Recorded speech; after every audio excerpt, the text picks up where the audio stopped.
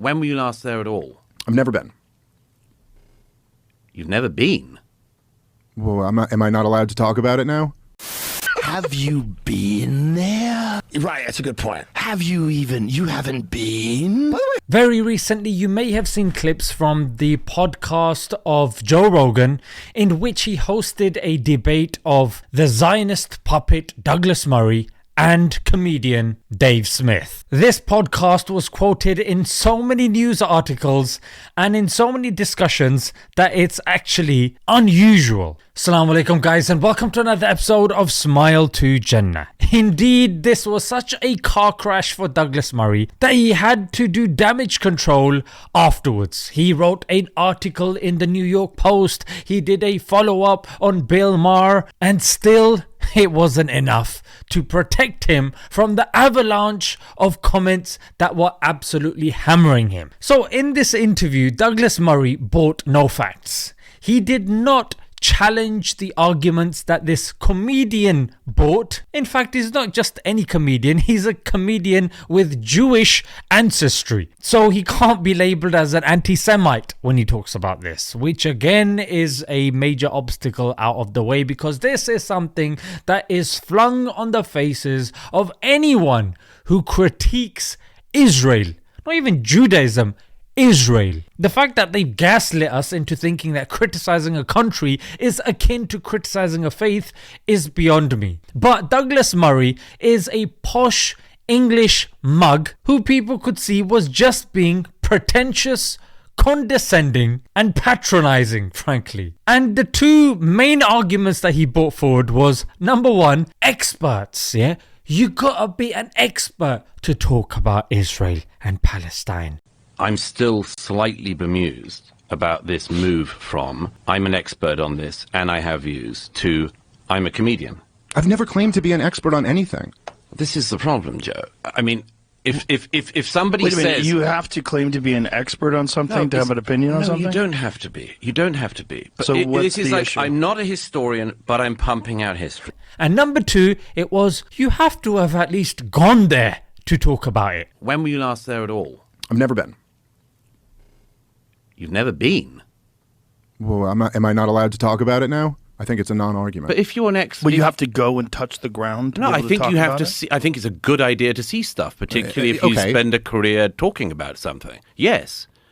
I have a journalistic rule of trying never to talk about a country even in passing unless I've at least been there. Now that being said, in the follow-up Joe Rogan episode in which he was speaking to somebody else, he was absolutely roasting, cussing, humiliating Douglas Murray. Because frankly, he was deserving of it. Everybody collectively is taking a giant dump on him. That, starvation and stuff like that and people dying is worse than a podcast. But wait a minute. I wouldn't Wait make a minute it. before you say that.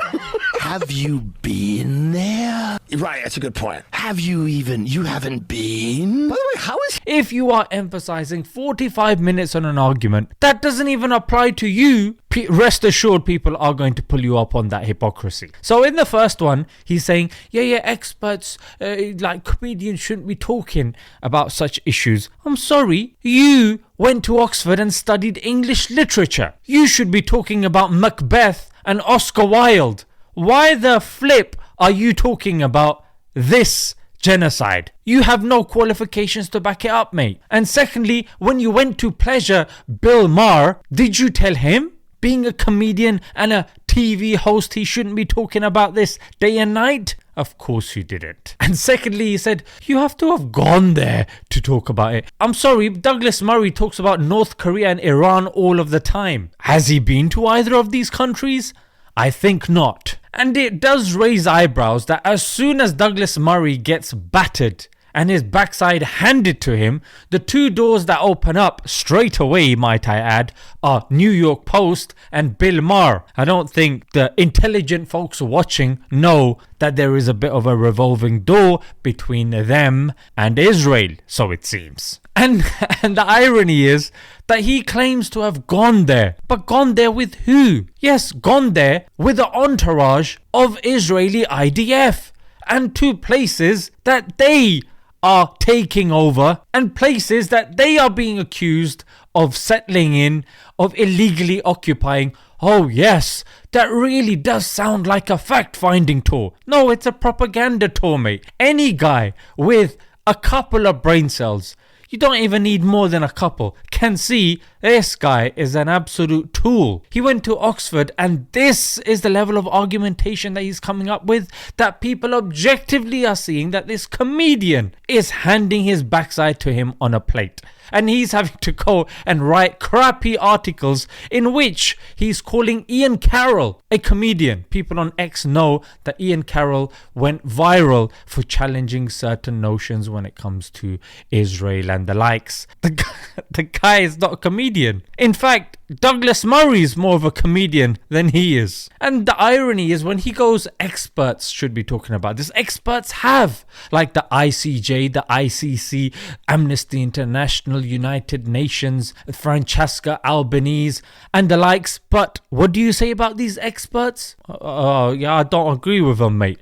Oh, so it's selective experts, yeah? Experts that accept what you're saying. What an absolute joke, frankly. And although it's been covered by other people, but it's just seeing Joe Rogan's reaction, yeah? Because Joe...